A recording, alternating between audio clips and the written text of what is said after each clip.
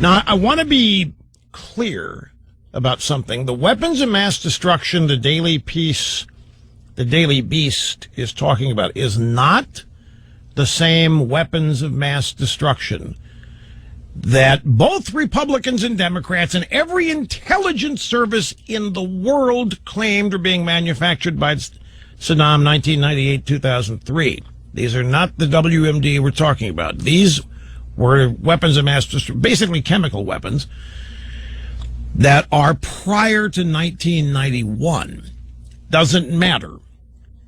They show they were found in 2004.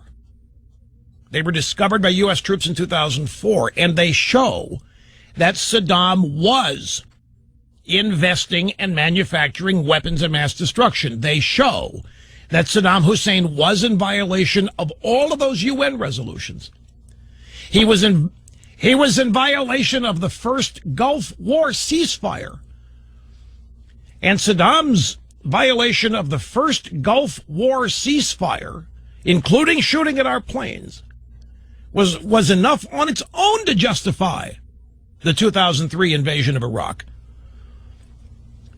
This is so horrible what's happened here.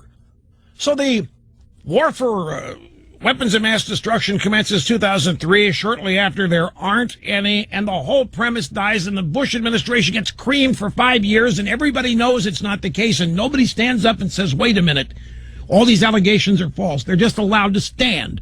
The American people have no choice but to believe this crap they're being told. When in fact, Saddam Hussein was doing and had done pretty much everything he was being accused of that justified that invasion and justified getting rid of him. Yes, you heard him correctly. That's a victory lap over ISIS having chemical weapons. Now, let me explain why his point about Iraq and weapons of mass destruction is totally inaccurate. What they found in Iraq and what ISIS grabbed, it's sarin, mustard gas. There were some cyanide weapons. But understand the claim that the Bush administration and Dick Cheney made over and over to try to justify getting us into the war in Iraq, it has to do with anthrax, a massive anthrax bomb or weapon that Colin Powell fear-mongered about. Remember at the UN, he was holding up a vial of some white powder that he was pretending like it was anthrax, and he's like, oh, this is what we're afraid of, weapons of mass destruction, anthrax, anthrax.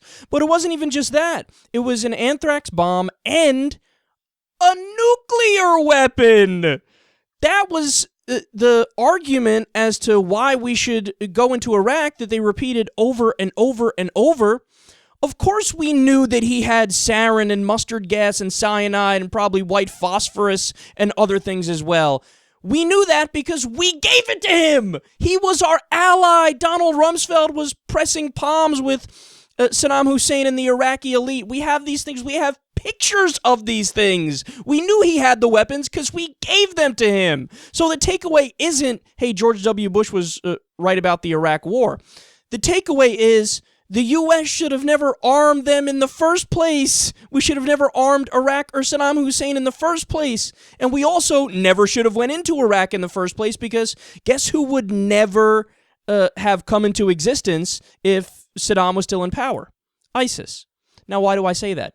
Because Saddam Hussein was a Sunni. He was a Ba'athist as well. The Ba'athists are relatively secular Sunnis, but they're, of course, power-hungry, and Saddam Hussein ruled like a dictator when he was at the head of Iraq. Now, that has many, many downsides and bad sides, but he did stabilize the region. And today, many fighters working with ISIS are Sunni Ba'athists. Sunni Ba'athists who never would have fought for a jihadist, ultra-religious organization if they could still be fighting with Saddam Hussein. So there's no way Saddam Hussein would have destroyed ISIS before brunch on a Tuesday. No question, no ifs, ands, or buts about it. But Rush Limbaugh is so ignorant. He's so ignorant of the Middle East that he can't help himself but act like this justifies the original invasion of Iraq. Again, the reason why ISIS has weapons right now is because we first went into Iraq, because we left behind Humvees and anti-aircraft missiles and all this other weaponry. That's where ISIS gets a lot of their weapons from. So if we never went in, they could have never came to existence and they would never be armed. So he takes away the exact wrong answer.